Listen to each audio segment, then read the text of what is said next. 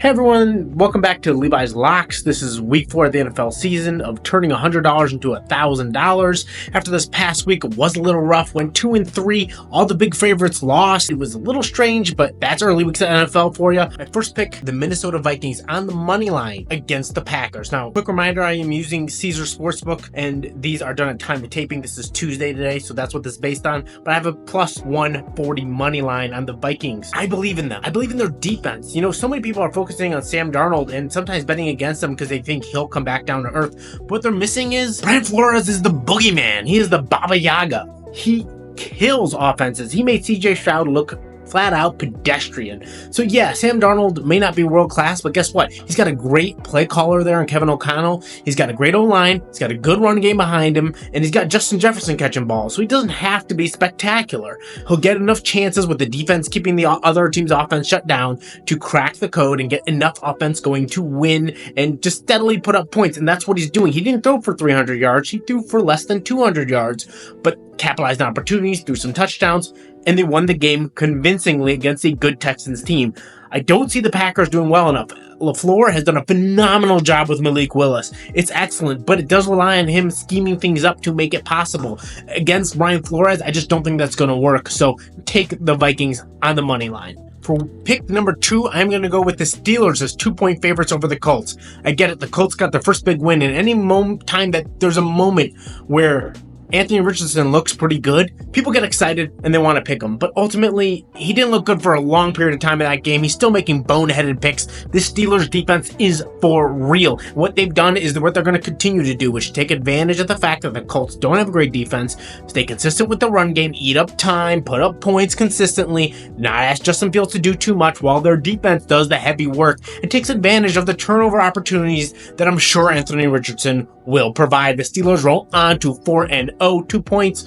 That's a perfect line. It's under the 3. Go with the Steelers this week. For pick number 3, I'm going to take the Ravens at 2.5-point favorites over the Bills. Ultimately, the Bills have beat up on bad teams so far. The Cardinals can be inconsistent, maybe solid. They struggled, but did come back late in week 1.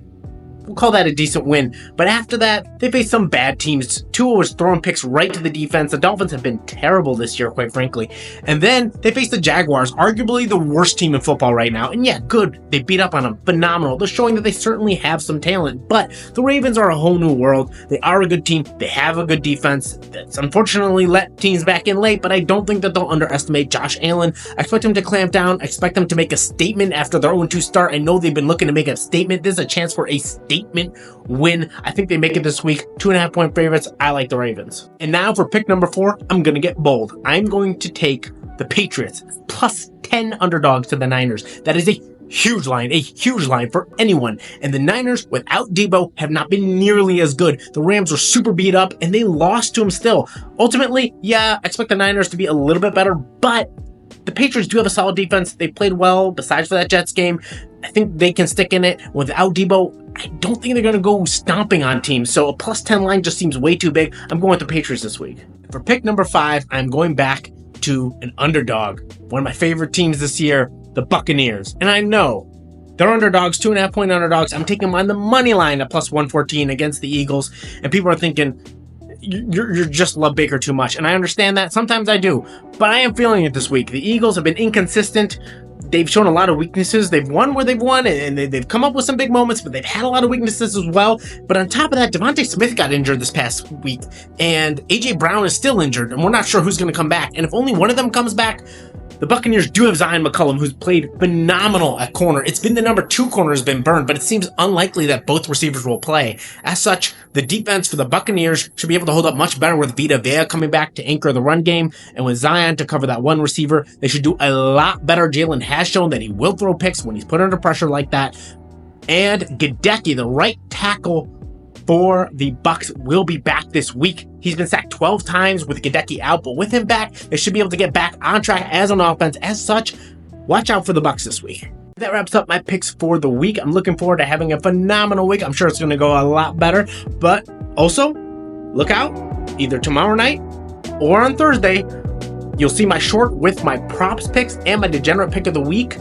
I've hit 2 of 3 degenerate picks of the week, which are always plus 400 or above odds. And this week, it's going to be bigger than ever. Look forward to seeing you there.